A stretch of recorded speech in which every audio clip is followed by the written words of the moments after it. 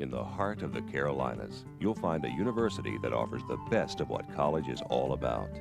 National caliber academic programs, a campus environment steeped in tradition, yet with a vision for the future, a diverse and high-achieving student body, a faculty committed to teaching, large enough to offer a variety of opportunities, and small enough to care. Winthrop University. The Carolinas never looked so good.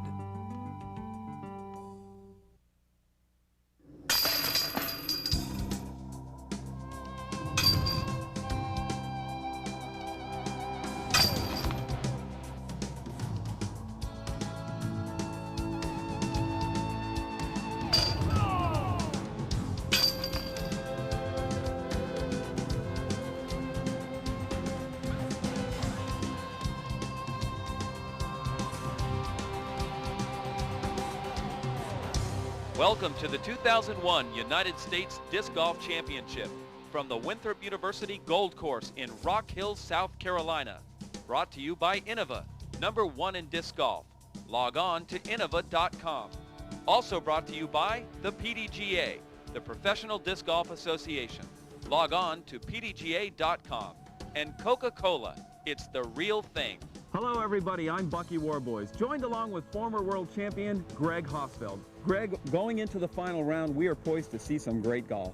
That's true, Bucky. Some of the greatest disc golfers in the world are here this week, and they will be playing one of the most beautiful and challenging tracks they'll ever get to play.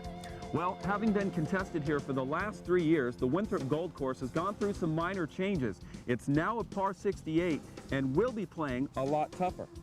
That's true, and if the weather picks up, the wind and rain could prove to be a major factor. Well, after 3 rounds of play, let's take a look at the leaderboard.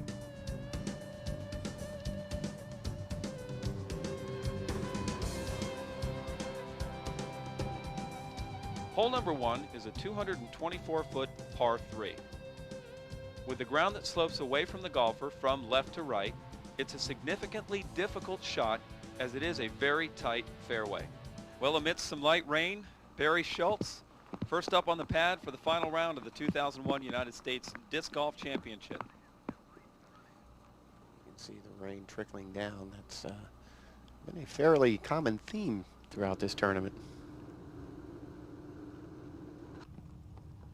Barry letting it go. Oop. Oh my, you know, I think the rain is creating a little problem with the grip. Sometimes that is a very difficult thing to overcome. You have to make sure your disc is dry before you throw. Well, not the least of which it's the first hole, it's the final round. He's been here 3 years in a row. It's a little pressure on Barry. Well, the opening hole jitters always plays a factor. Look at the determination on Kenny's face. He's been here before. Kenny with a perfect throw down the middle. Oh my, almost picked himself up. A nice little bonus one. Pretty nice start for the champ. You can see the trees just off to the right of the tee pad there that they've planted. That's to prohibit people from throwing hyzer shots. I know that they had done that for the last couple of years, but they certainly took care of that. As you see, Scott Martin, the only lefty in the group for this final round. Greg, how does this hole set up for him? Well, you can see how Kenny's shot skipped on the slope. Now, Scott's disc will be spinning the opposite direction, therefore it will react totally differently, and it will probably roll if it hits that slope.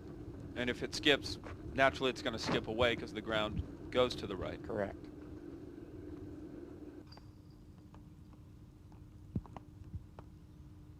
Looks to be a straight shot, just a bit low and came up short. Yeah, and this is a very fast green, so a lot of players do play it tentatively and short.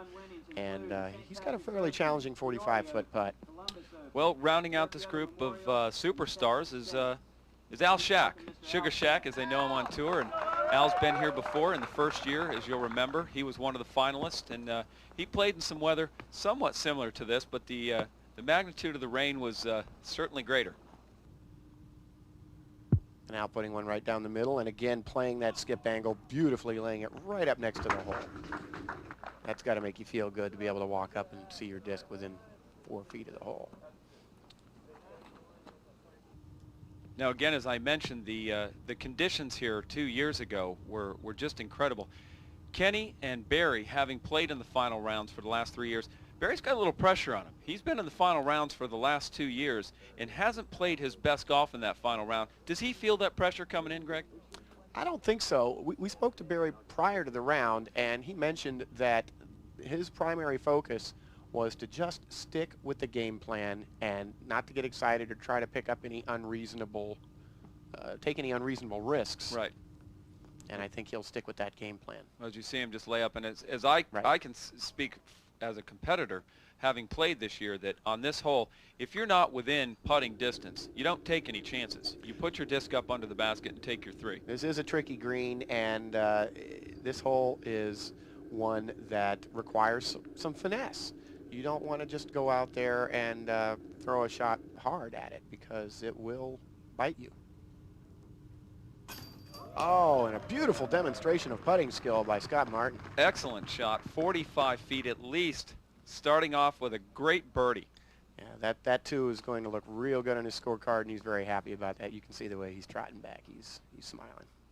Now Barry to tap out for his 3. As you can see, Alan Kenny right next to the basket. Well, he's dropped a stroke on the first hole. Kenny with a solid shot hitting the basket. It could be a tough round for Barry. I don't know. There's 17 holes left in this round, and he's not very. He's a fairly unflappable player. You don't see Barry losing his cool or his focus very often. I think he'll just stick with his game plan. He's not concerned about that.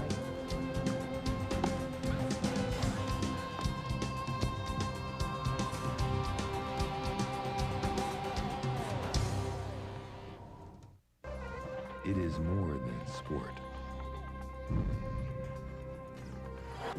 It is spirit.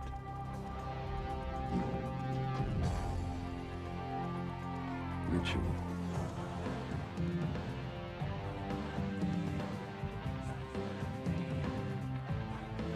Family. The Coca-Cola Racing family. Refreshed by Coke. After hole 2, let's check out the leaderboard.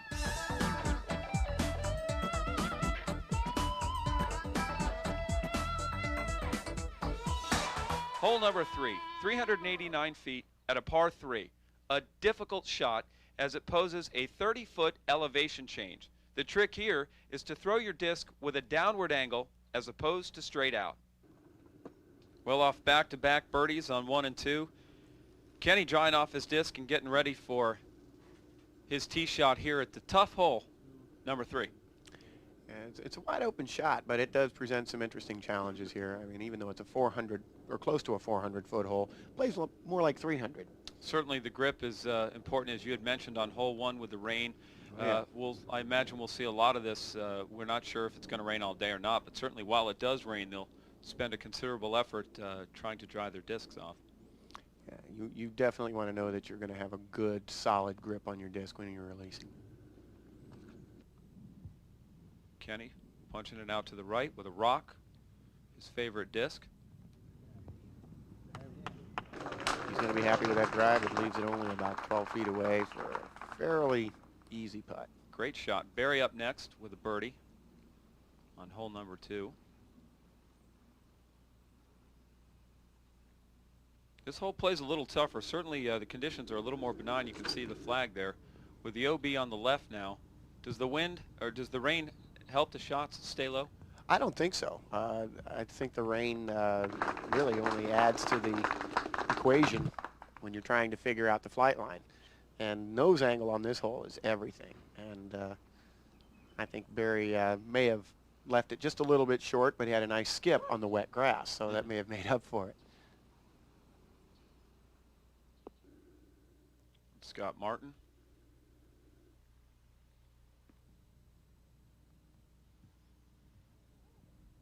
With a great shot coming up just about 5-10 feet outside the champ, looking at about a 25-footer, Greg. Yeah, he's a good putter. I think he'll have no trouble knocking this one down. Here's Al Shack, one of the few full-time touring pros. Looks to have uncorked a great drive. Almost mirrored Kenny's drive exactly, just a few feet beyond him. They're all set up for a good chance for a birdie on this hole. Everybody right up on the green. 4 professional shots right there. As you see, the gallery come out to brave the weather following the lead group. And I must say that Innova, who has been the sponsor of this tournament and done an incredible job at advertising this event. Each year's increased its spectators. Yeah, they find that this course is just such a beautiful course, not only to play, but to watch from. Well, it's got to be having, as you mentioned, with Al being on tour, and most of these golfers that you find in these lead groups playing consistently on tour year-round, find it just a blessing to come to a course like this because it's so non-traditional, if you will, as we see Barry set up for his putt for birdie. I think this course is what a lot of courses aspire to be. It's a beautifully manicured course. And a perfect putt. You can see the flag there with no wind.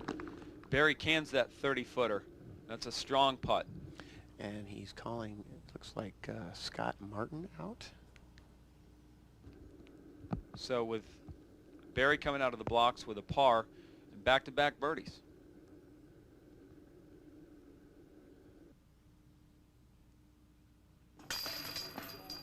Scott drops it in for another deuce, a little birdie. Al up.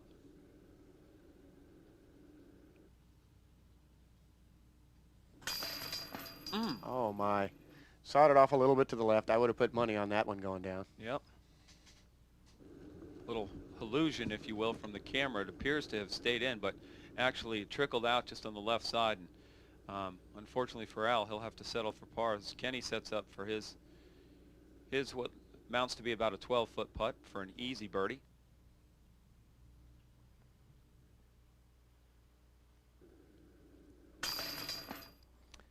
And there you have it. Kenny just starting off smoking.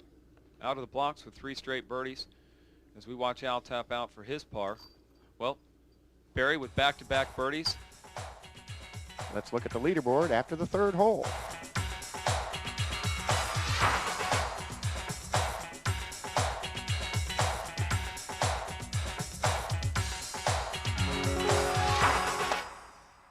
Innova Champion Discs, the technological pace setter in disc golf.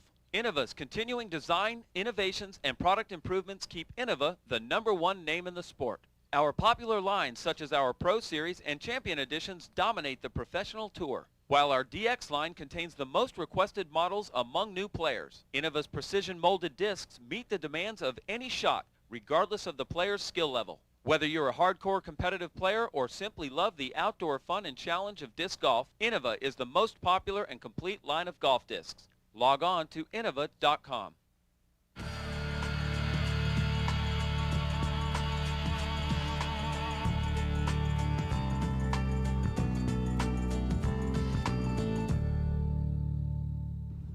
Well, Greg, Kenny with 4 birdies in a row, Barry 3 birdies in a row. The first crucial hole of the round, hole number 5, the 1,000-footer. What's going through their minds?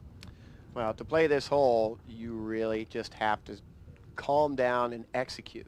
There are, the first 2 shots on this hole are absolutely critical. You need a great tee shot to set up a really good second shot, and your 3rd shot has to go over the water. Now, from experience and from what we've seen in the last couple of years, this hole has a tendency to make people press. I mean, if you've missed an early birdie or you've picked up an early bogey, it's very easy for somebody to do something that's uncharacteristic or try for too much, correct? Yeah, you see golfers or disc golfers attempting to overextend on this hole frequently, trying to get that extra bit of distance. And you can see the water off to the left-hand side, and it comes into play frequently. Here you see Kenny's drive coming right down the middle of the fairway, and it skipped into the water. There you can see the danger on this hole. Yeah, and you can see he's not happy with that. Probably, I would imagine that the rain, again, we talked so much today about the grip and how much the rain affects it. That looked to have gotten a little high and got away from Kenny, and certainly the wet ground didn't help that. No, I think the wet ground certainly enabled the disc to skip into the water. As you can see from the flag there, the wind is up a bit. Now Barry definitely took a line further to the right, playing it much safer and getting a very good strong shot on it as well. Absolutely textbook right down the fairway. Al steps up, and you can see the wind is swirling, and it's picked up considerably.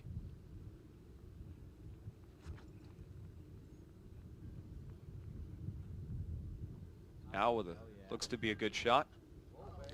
Starts hyzering out, drops it right in the fairway. That'll set him up for a nice second shot.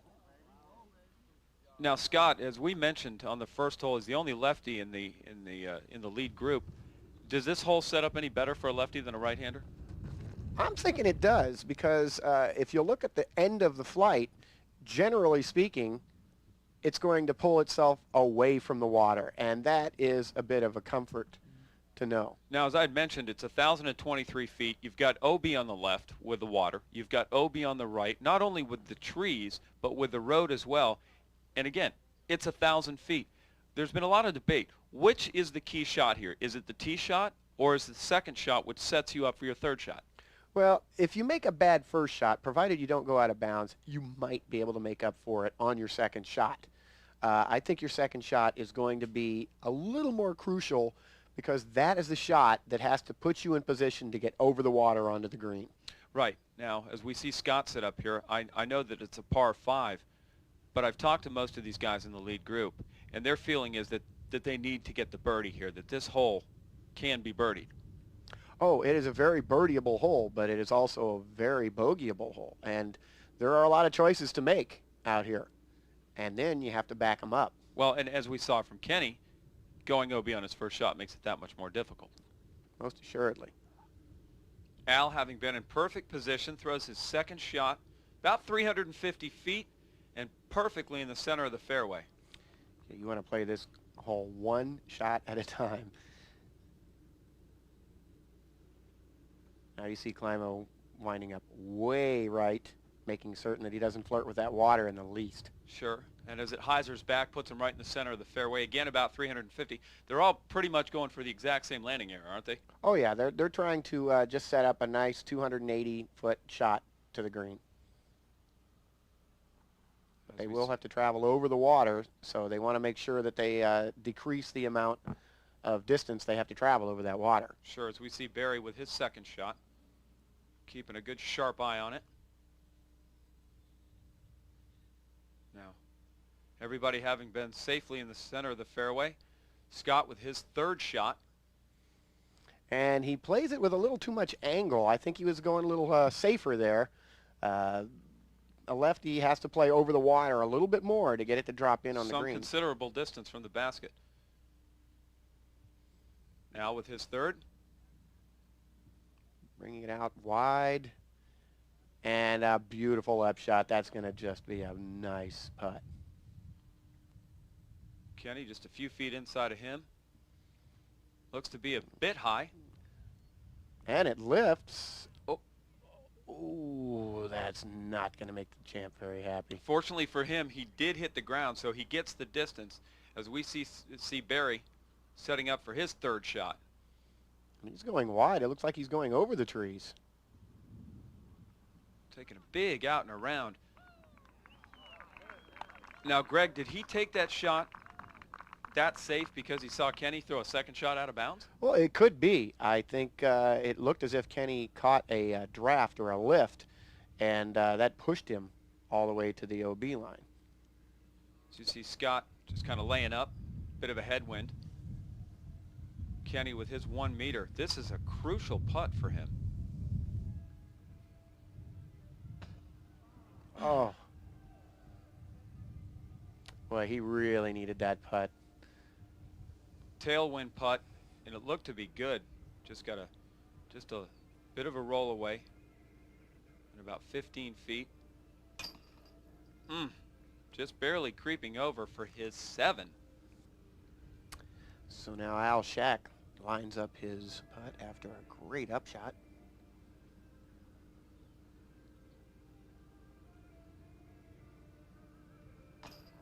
And he knocks down a 4.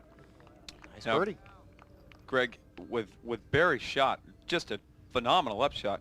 When he hits this, which he most assuredly will, he's going to pick up 3 strokes on the champ. That's right. I don't know how that's going to affect the champ's mindset, but I've seen him in conditions like this before, and I think he's just going to be even more determined. As Scott taps out for his par 5. And again, Kenny picked up a stroke with 4 straight birdies in a row. And Barry hung right in there with 3 after the par on hole 1. Picks up 3 strokes in 1 hole. That's pretty good. Hole number 6, a 370-foot par 3 with out of bounds lining the entire left side of the fairway. And with the basket precariously tucked inches away from the water, a difficult birdie hole. As we set up for the next hole, you can see the wind a little bit. Barry on the tee.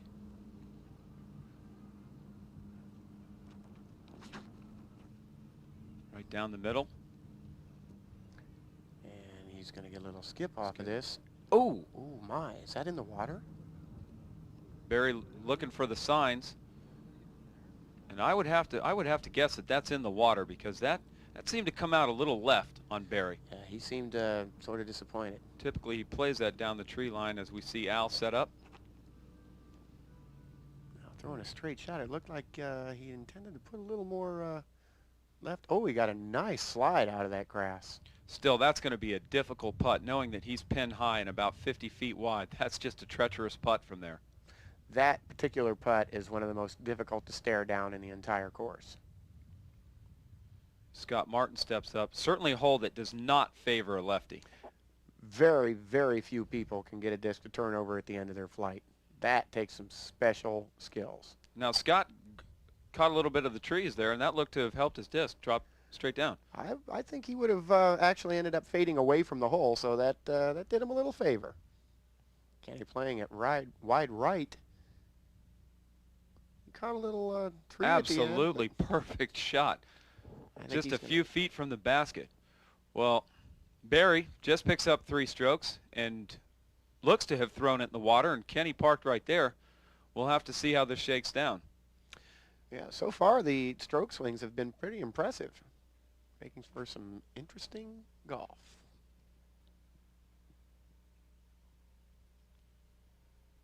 Scott with a good angle to the basket.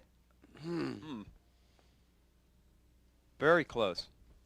You see the man-made beach that was put in just for this event. You can see Scott's not happy about missing that.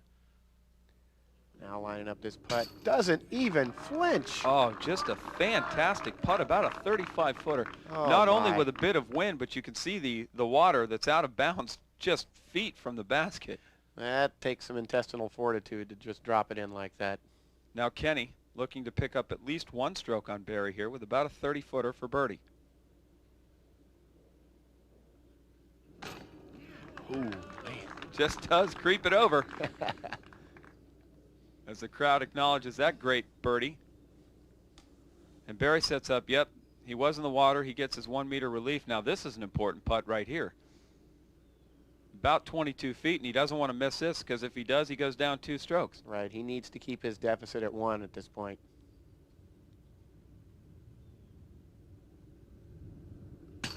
Well, he makes that. Right in the heart of the chains. Only loses 1. So Kenny comes right back with a 7 and follows that up with a birdie on a very, very tough hole, as we see Scott set up to putt out for his par.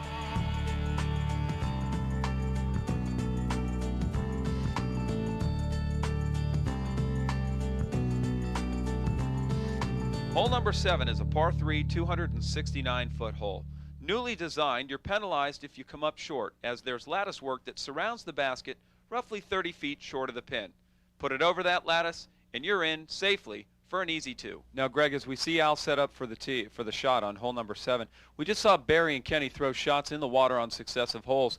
How much more pressure is on them, considering this is a water hole?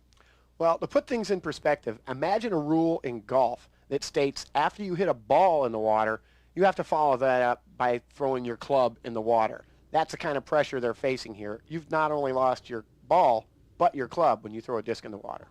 Oh, and Kenny, wow, skipping and hitting the basket. He knows he almost had another one there. That's twice. Whew.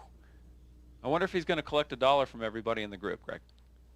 I'd like to see that. As Barry sets up. Now, Barry throws a great knife shot, which is just a high towering shot that knifes in at the basket. And I look for something special here. And he's got a nice wide open shot. Oh my, sticks it in the tree. Is that going to come down?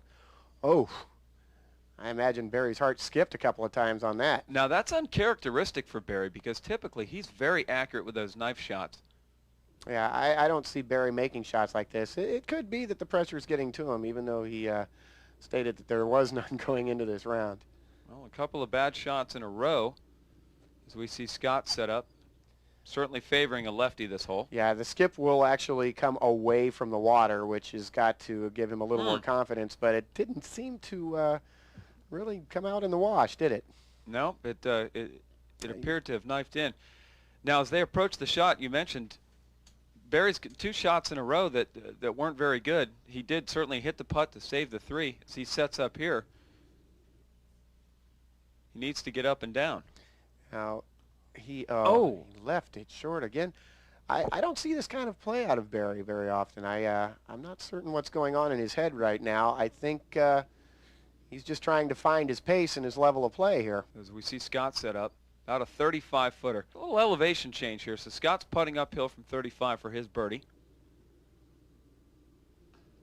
You have to aim so much higher when you're putting uphill. It's sort of deceptive. Well, a perfect line.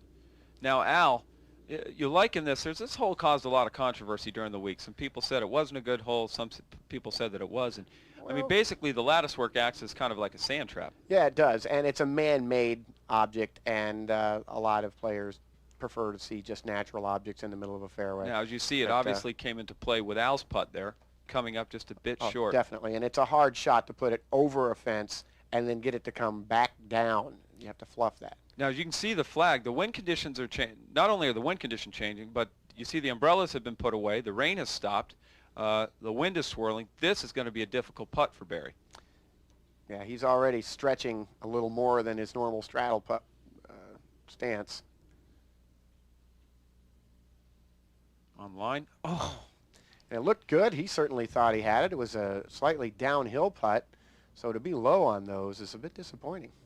Well, as you see Kenny having hit the basket, he's just going to tap in for his easy birdie. Now he's picked up 2 strokes here on the short hole number 7. 3 strokes in 2 holes, so he's wiped away the deficit of the strokes lost on hole number 5. Right. At hole 5, he had a 5-stroke. Barry had a 5-stroke lead, and Kenny's whittling away at that pretty quickly.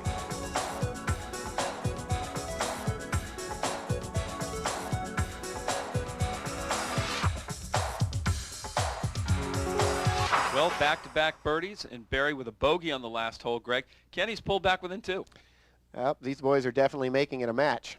Now, moving on to hole number 8. This is a difficult hole, just shy of 600 feet. The tee shot is absolutely crucial. So you can see him wiping off the disc here, but the conditions, as we mentioned before, have changed, and the wind swirling through this hole makes it that much more difficult. And this particular area of the hole, it's fairly guarded by these large sentinel trees. So they're not going to get the big wind in here. It really starts to funnel down near the end of the hole. Kenny with just an excellent tee shot. A couple of options here. You can go up the middle or you can take the flex shot, but it's important that you get past, as you mentioned, that grouping of trees. You must get through them in order to give yourself a good chance to get either birdie or par. Right. This hole offers a lot of options, but you really have to execute whatever option you choose. And Al with an absolutely textbook shot right up the middle. Right up the gut. See how a lefty plays this hole. Scott, large in stature, but just a consistent and very smooth golfer. Scott is one of the few people, one of the top players, that actually has a little skip. See that skip right there? On the tee pad. Off the drive. Scott with a hyzer at the end. Sets up nicely for his next shot, because this hole sets up real nice for a left-handed approach shot. Oh, yeah, he's going to have a nice mid-range shot that's just going to be able to fall right into the left to right shot. A little pressure on Barry here for this tee shot. Didn't seem to show it there, did he? No, he certainly didn't, and uncorks a great shot, and he knows it. Now, if you'll recall, a couple of years ago, amidst some just incredible rain, Greg, Kenny with a little difficulty off the tee here. It took him a couple of throws to get better than 300 feet, but the conditions are certainly a lot better right now. Yeah, those trees were haunting him that year. So we see him set up for his upshot here. About 280 feet. Again, he's just in a perfect position, and he's looking to put a shot close enough to get that birdie, right?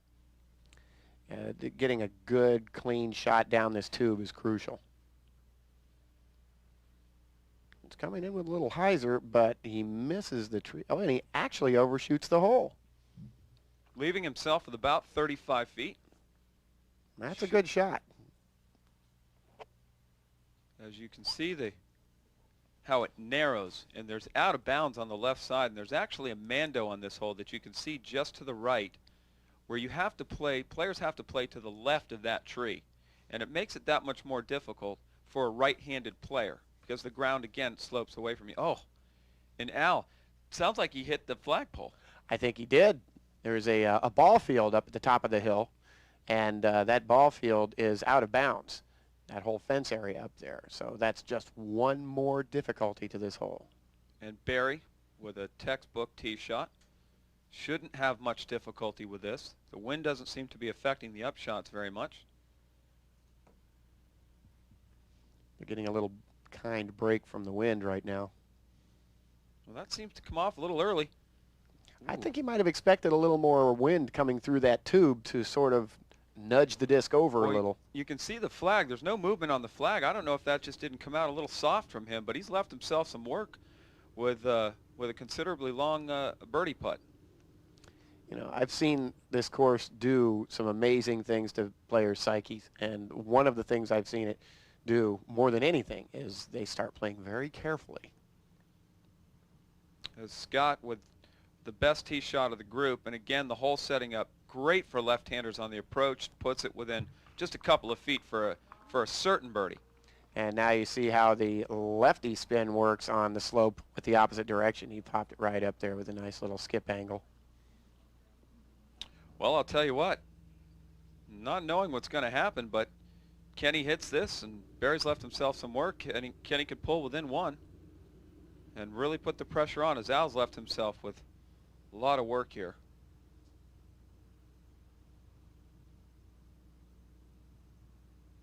Certainly for his birdie. Al with his patented jump putt.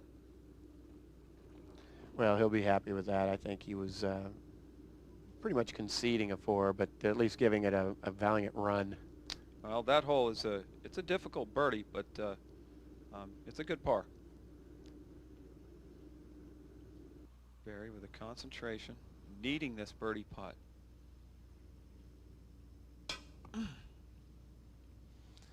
Another slight uphill putt, but that really shouldn't have had too much of an effect on his putt. Well, now Kenny, as I mentioned, he's got a chance to pull within one. And this is well within his range.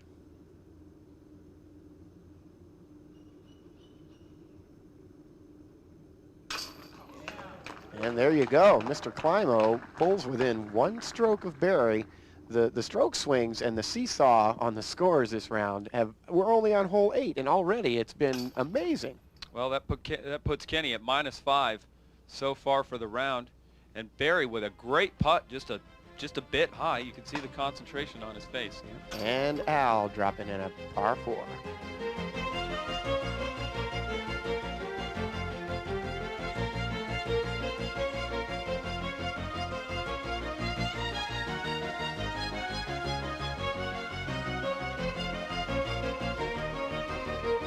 With a great showing at this year's Worlds and a win at the World Games, Barry Schultz has been playing like a true champion. Let's take a look at some of Barry's play earlier in the week.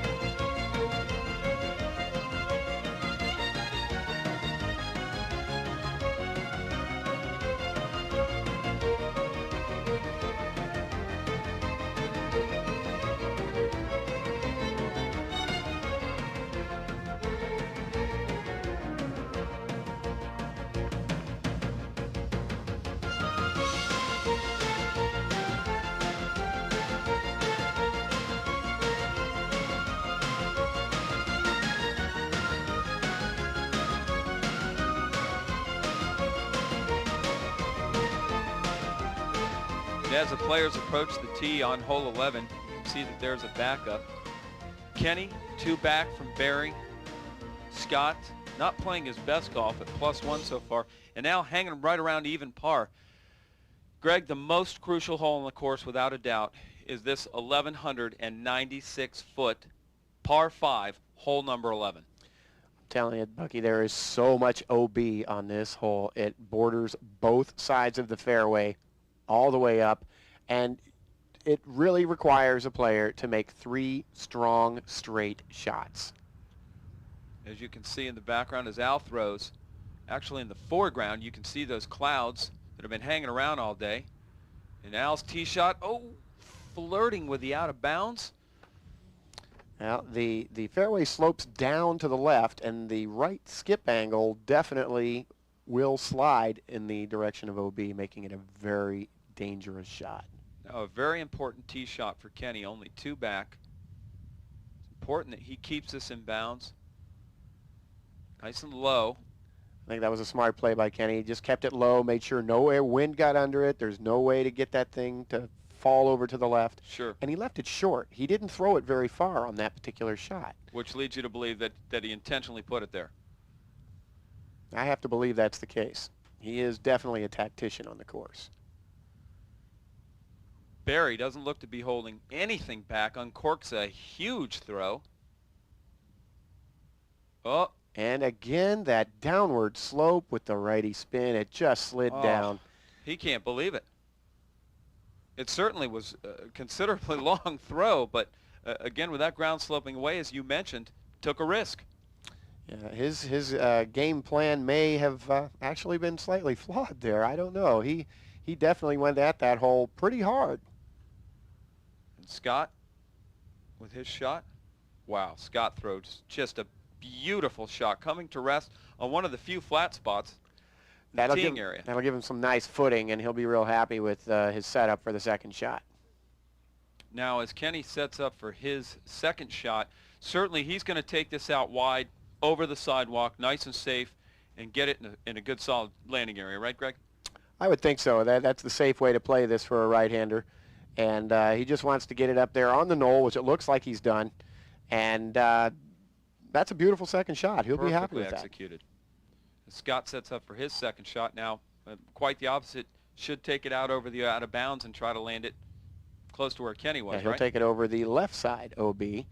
And again, try to get up there. And, apparently he threw right down the middle and did not give the disc a chance to come into the center. Right. So that will certainly cost him a stroke as Al sets up. Averting disaster, nearly going out of bounds. Throwing his second shot and skipping, off the knoll, and it looks like he slid to the out of bounds. Well, Greg, we've seen Kenny throw his second shot perfectly in bounds. Barry OB on his first shot. You can see the wind has picked up. How much pressure on him is on him right now to put this shot in bounds? Tremendous pressure. This hole demands so much of a player, and he really has to hunker down and execute on this. Takes it wide right, out over the sidewalk.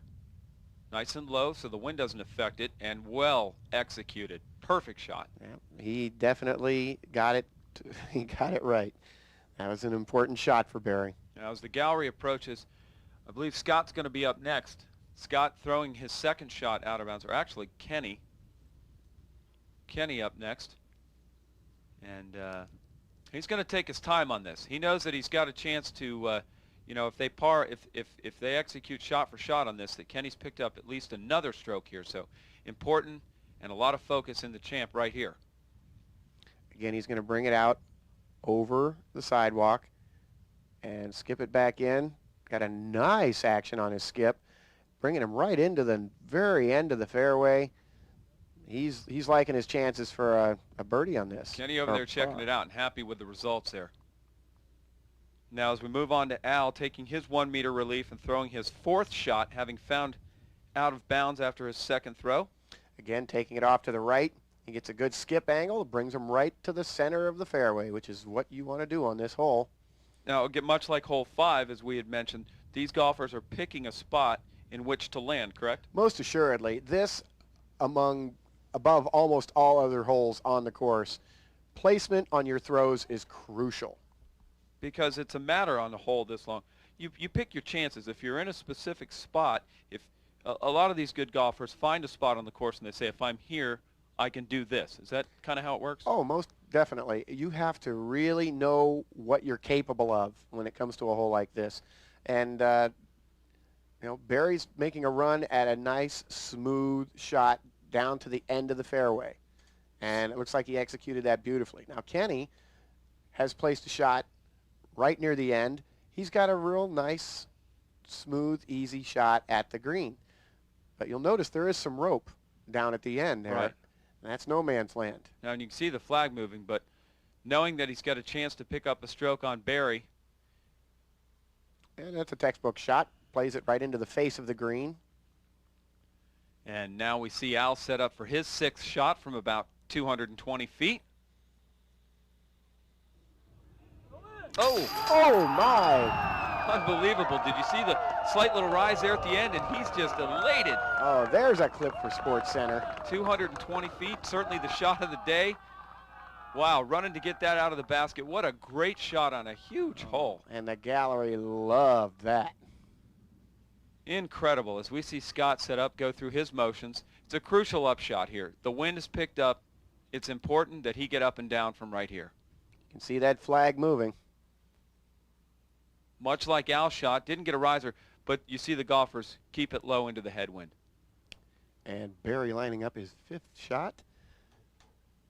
Playing over the double ropes there. Nice, easy shot. He'll walk out of there with a 6. As Kenny sets up for his par putt.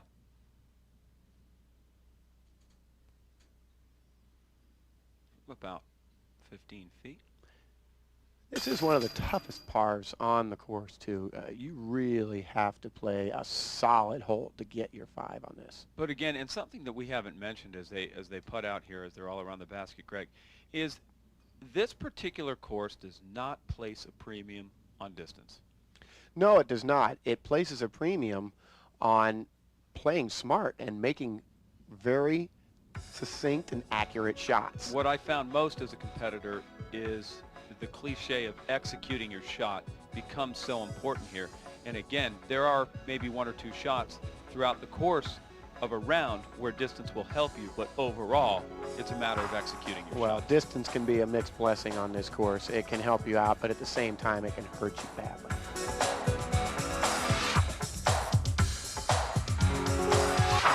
Innova Champion Discs, the technological pace setter in disc golf.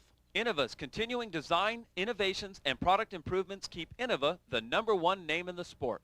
Our popular lines such as our Pro Series and Champion Editions dominate the professional tour, while our DX line contains the most requested models among new players. Innova's precision molded discs meet the demands of any shot, regardless of the player's skill level. Whether you're a hardcore competitive player or simply love the outdoor fun and challenge of disc golf, Innova is the most popular and complete line of golf discs. Log on to innova.com.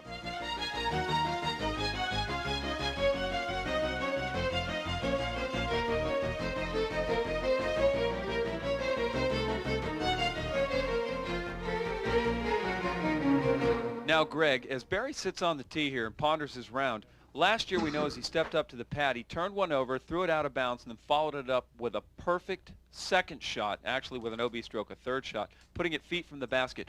Does he think about that shot as he steps up here with a 1-stroke lead?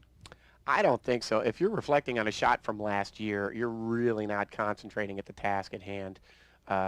His primary focus and his primary goal right now is to stay in the now. Think about what he's doing, not how he's doing or what he's done in the past.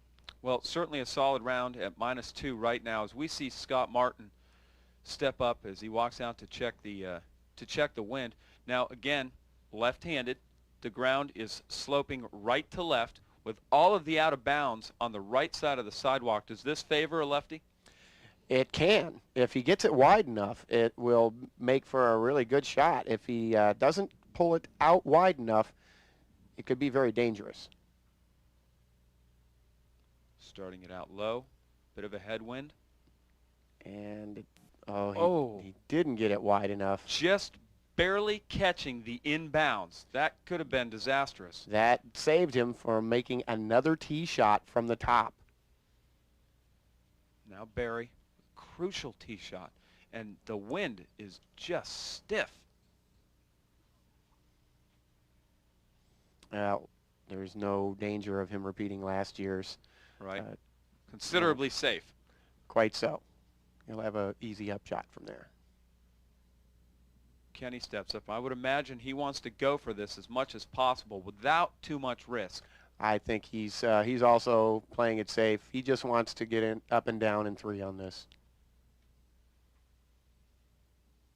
You see the wind having died down a little bit. Well, Al coming off a disappointing hole. Just looking to make something happen here.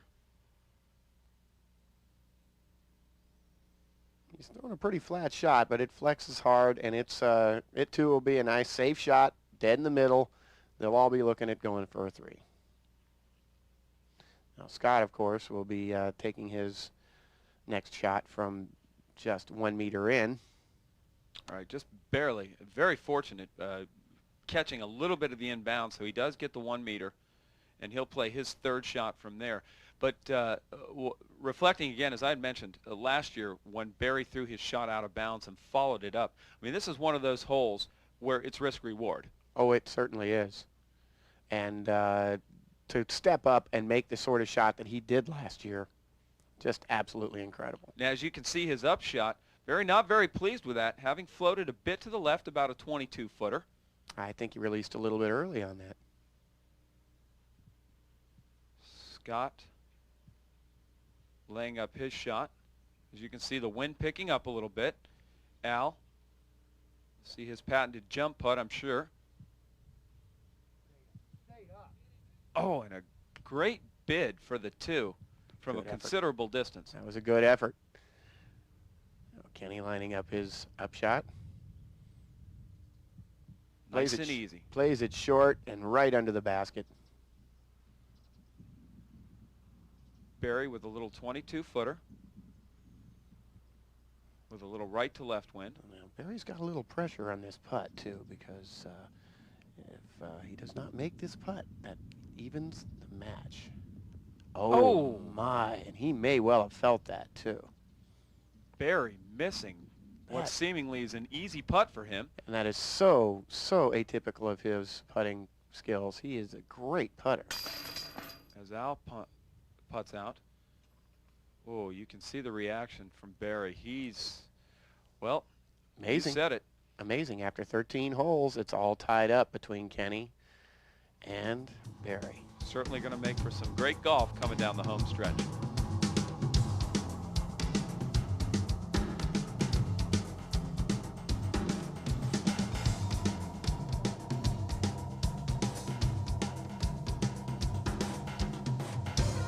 It is more than sport. It is spirit.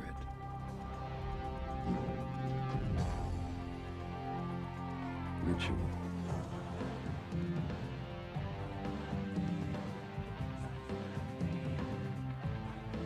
Family. The Coca-Cola Racing family. Refreshed by Coke. Coming into the controversial hole number 14, Kenny and Barry being tied, Kenny stepped up to the tee and missed the controversial Mando. Kenny, stepping up to the drop zone for his 3rd shot, made a tactical error and went out of bounds, subsequently carding a 7 to Barry's 4. Let's check out the leaderboard after hole 14.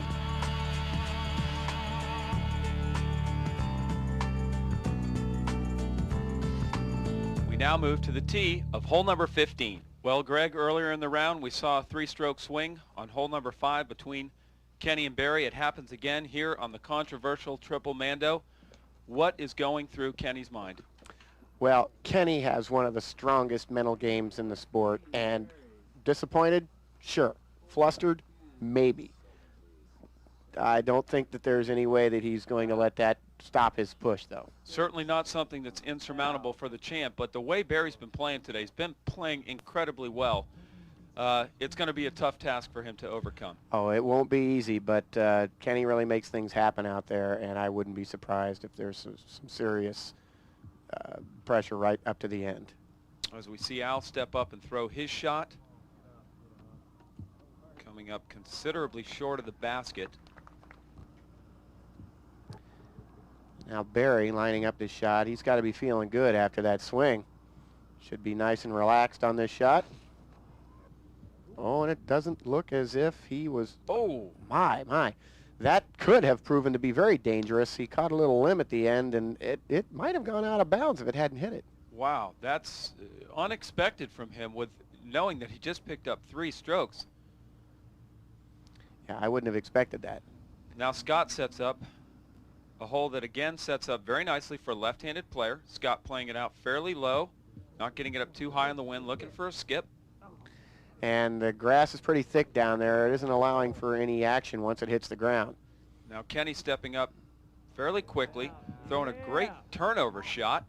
Got a lot of power on that, and he got it over pin high. He got it beyond the pin. All the way down to the basket, flirting with the out of bounds, but he's going to have a shot to pick up at least 1 stroke here. Yeah, he will have a putt. Now Barry has an opportunity here, but I think he's just going to lay up and concede this stroke. Well, that's provided that Kenny makes it still. I mean, for him to lay up and take an easy 3, the pressure Right. again is squarely on Kenny to make his birdie. That's a great upshot considering the pressure.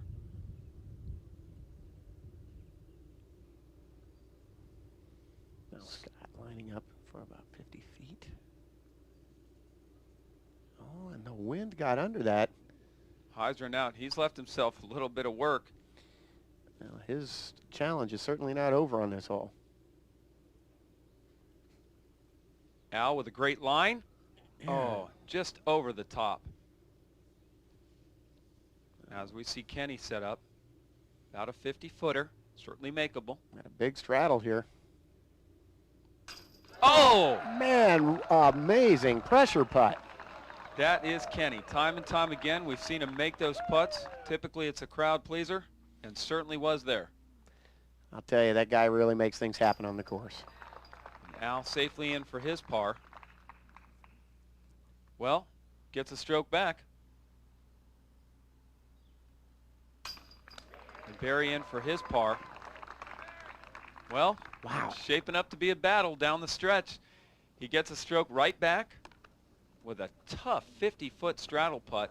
Barry knows that his work day's not over. He's played a great round of golf, but he's still got a little bit work to do to close the deal. Yes, he does. There is still a couple more holes to play, 3 more holes to play. 16, 17, and 18, you couldn't ask for 3 tougher finishing holes in golf, and it's making for a great finish.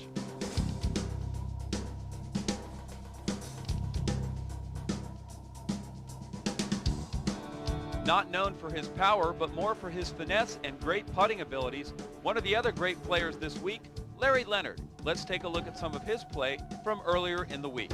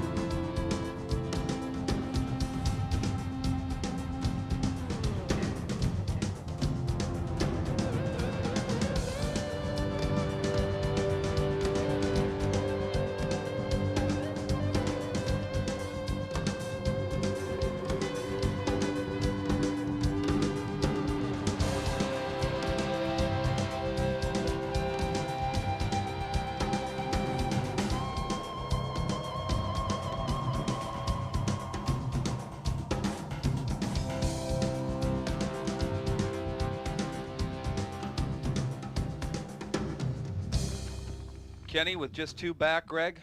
Hole number 16. I can't imagine 3 holes that he would like to have to play anymore to pick up those 2, and he's crushed a huge roller, nearly 500 feet. Man, he got all of that. This is a great hole. I think this is probably the most beautiful hole on the course. Now Al up next, choosing an air shot. And Al puts a big pop on that. Yeah, I think he's got a little frustration that he's looking to get out in these last couple of holes. Now Barry always likes the roller on this hole, and if you'll remember, in the final round the first year, just got an unfortunate break, hit the wire, and rolled into the water on his tee shot. Safely gets around it this year, though. And it's standing up nicely, too. Look, that thing is just rolling. Wow. You can see Kenny's disc in the background there. He's just, now he's certainly crushed it over 500 feet, and he's happy about that. That makes it easier to get up and down from that distance. Here's Scott. Looks like he's just trying to put a nice, safe shot out there. There is water bordering the entire left side of the fairway, and then a road bordering the right side of the fairway. So it looks wide open, but there's certainly danger to be found here. Especially if the wind is up. This is the second shot for Scott.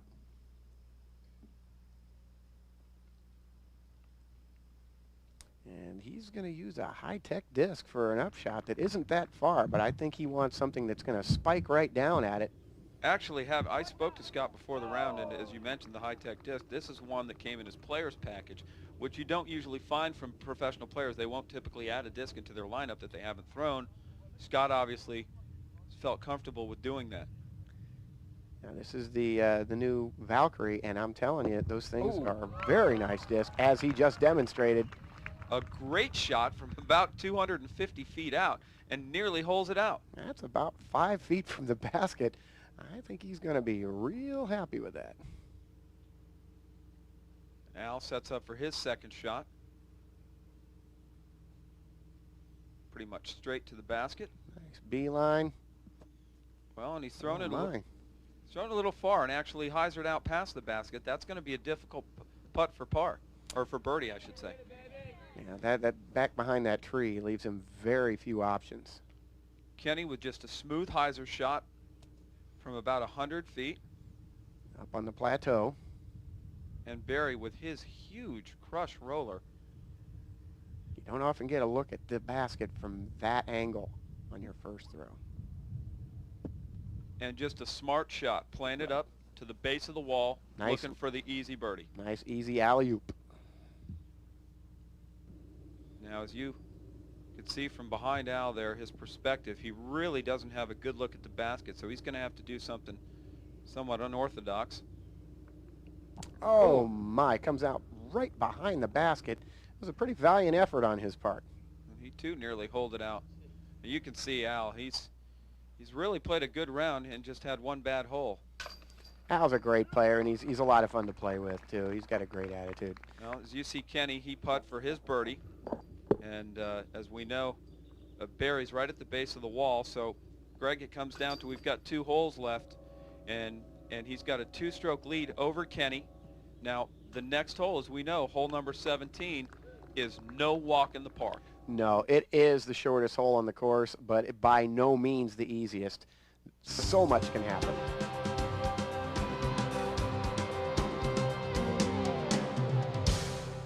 And Kenny on the tee pad, still having the honors from hole number 15, with a crucial tee shot here, Greg. Yeah, Kenny's throwing a big spike hyzer. He wants this thing to just dig right in as soon as it hits. And it does that. Does a little roll. Well executed, about a 22-footer. Knows he's got to get the birdie here to have any chance. And Barry sees that he's in there on that green area. Absolutely wants to put it right in there. Some serious pressure on this shot. Also a big spike. Oh my goodness. Nearly holing it out. And he's extremely happy with that, knowing that he's done all he can do. Showing great control under pressure. Scott Martin going with the Valkyrie again to take this out over the water in a left-hander. And again, just try to spike it in there nice and easy. And a great shot. That's why these guys are in the final group. Al Shack plays it a little different than everybody else. Goes straight at it with a skip and out of bounds. Oh, my. And Al for his third shot. Again, playing it straight down the middle and safely in. As we see Kenny set up for his crucial birdie putt. See the determination on his face from about 23 feet. And dead perfect. Acknowledgement from the crowd. A huge putt for Kenny, Greg. Definitely keeps his chances alive going into this final hole. Now Al stepping up for his bogey putt. I think he may have been a little careful on his first drive on this hole. Many players have a tendency to be that way on this hole. Al safely in for his bogey. Can't be happy with that. And except for that debacle on hole number 12, Al's had a pretty good round. So we see Scott in for his deuce. And now we see Barry lining up his birdie putt. You can see the pump of the fist, Greg. He knows going into the last hole, but the toughest finishing hole in all of golf, a two-stroke lead over Ken Climo. Let's look at the leaderboard after hole 17.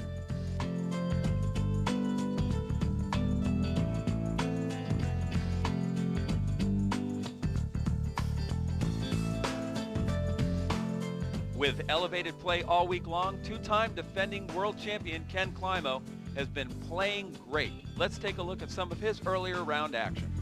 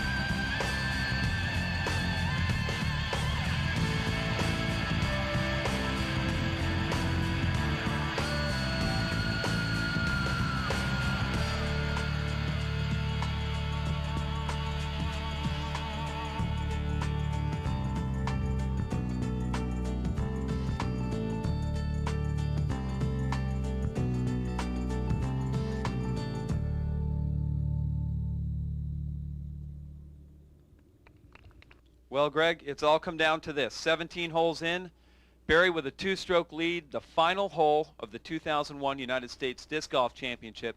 Defending champion Ken Climo on the tee. Well, Bucky, Kenny knows he's got a job to do. He's got to get that disc up the fairway and back down onto the green and get his three. Yeah, if he has any chance to pull this thing off, he's got to get his birdie here. Throws his roller Leaves himself in great position. Acknowledgement from Barry that it was a good shot. An absolutely crucial tee shot for Barry. He's got to be in a good position. He doesn't want too much pressure on himself for this second shot. And a two-stroke lead on Ken Climo doesn't leave you in your comfort zone. It's not always enough, is it? No, it's not. Barry with an adequate tee shot. It's a good shot, but it may leave him just a little bit of a restricted upshot, and that could be a deciding factor. Now, Scott Martin off his birdie is up next, and certainly a hole that sets up well for left-handers with a steep slope.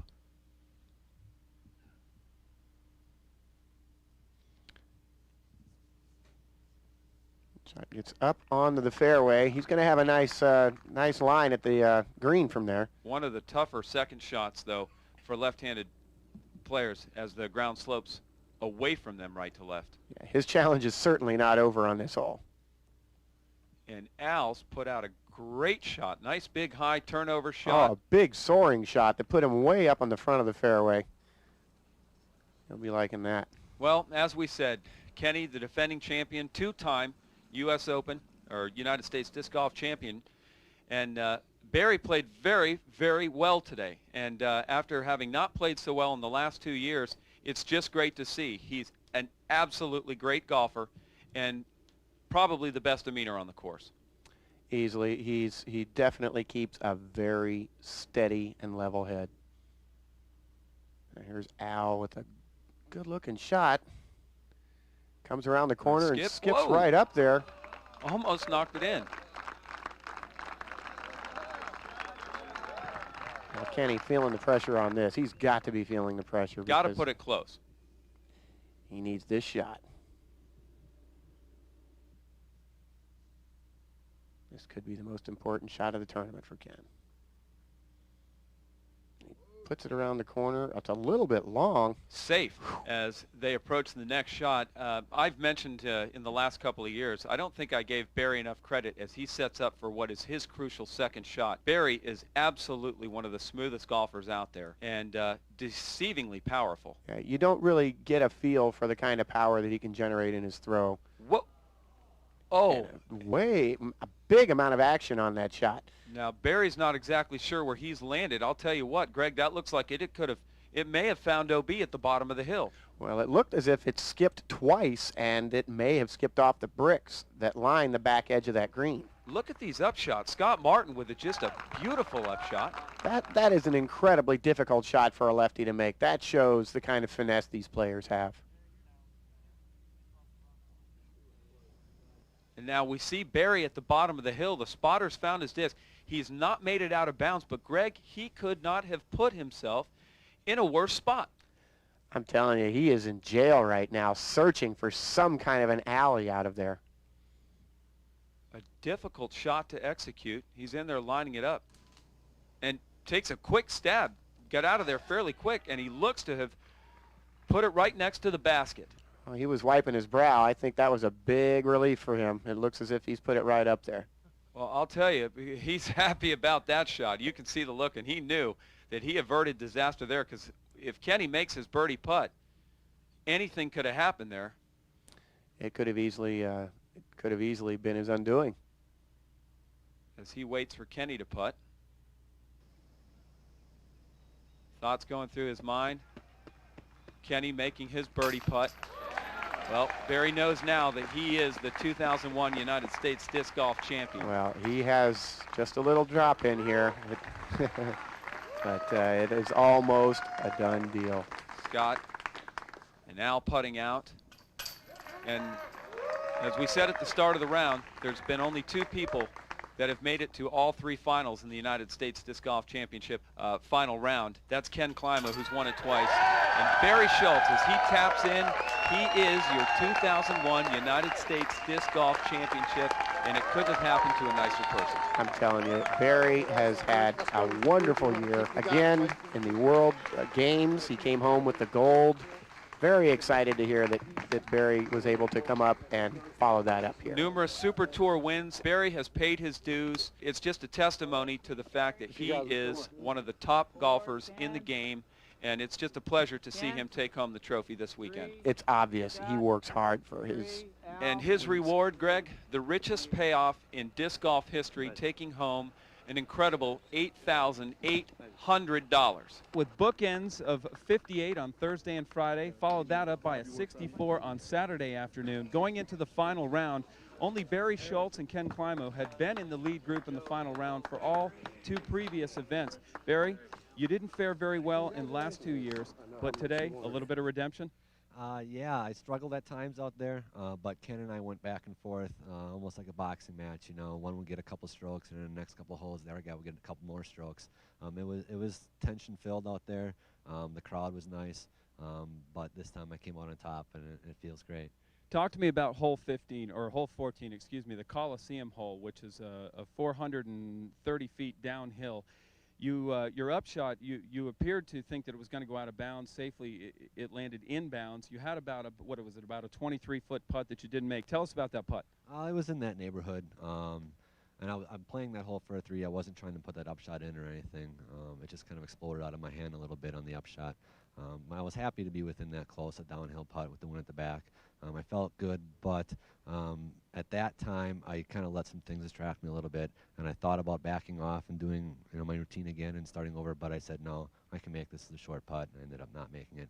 But it all ended up okay. So now, when Kenny missed the Mando on the pivotal hole number 14 and then went for it on his second shot, did that surprise you? I really couldn't tell if he was going for it or not, because it wasn't really all that close for making it over the parking lot. Yesterday he did kind of the same thing where he played kind of an in-between, not really a layup and not really a go for it. So I was surprised, but at the same time I really couldn't tell if he was laying it up or not. Well, with a couple of course record 58s on Thursday and Friday, he takes home a 65 today, but more importantly, the largest purse ever at a disc golf tournament. Barry, congratulations, $8,000. Thank you, Bucky. That'll help for next year's traveling. Well, Greg, we've been treated to a week of just some tremendous golf. There's been no play better than that of the 2001 United States Disc Golf Champion, Barry Schultz. He's a great player. Absolutely awesome the entire week. Larry Leonard firing an incredible 62 as we take a look at the final standings in the final round. Bumping up to 3rd place, you see Scott Martin there. Yeah, well, not to mention Darryl Nodland, who's been out of the game for a while. And he shot a 63 in the final round. The amazing Dr. Rick shooting a 63 in the final round. Johnny McRae from Florida. Protege of Kenny Climo. Cam Todd, the world champion. Shooting a 75 in the 3rd round, kind of dashed his hopes. I'm sure he would have liked to have played a lot better. Jeff Moulton hasn't been playing an awful lot and made a great showing.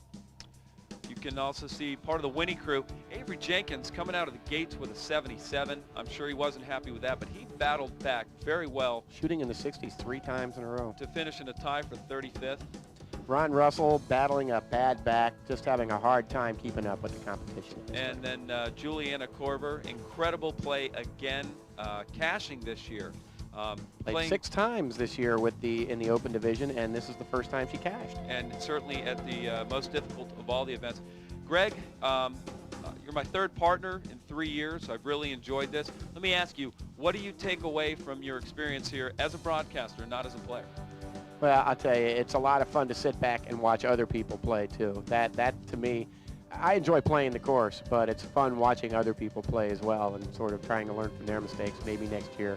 And I must say, having been a competitor this year, that I take away from this how important it is to execute shots on the golf course. And my hat is off not only to Barry Schultz, but to all the people that were in the lead group and in the second group. But Barry Schultz showed us again this year, having made the finals 3 years in a row, why he's been able to get there. Because he is all around, right now, probably the best player in the world. So again, for Greg Hosfeld, I'm Bucky Warboy saying hats off to Barry Schultz, and we look forward to seeing you again at the 2002 United States Disc Golf Championship.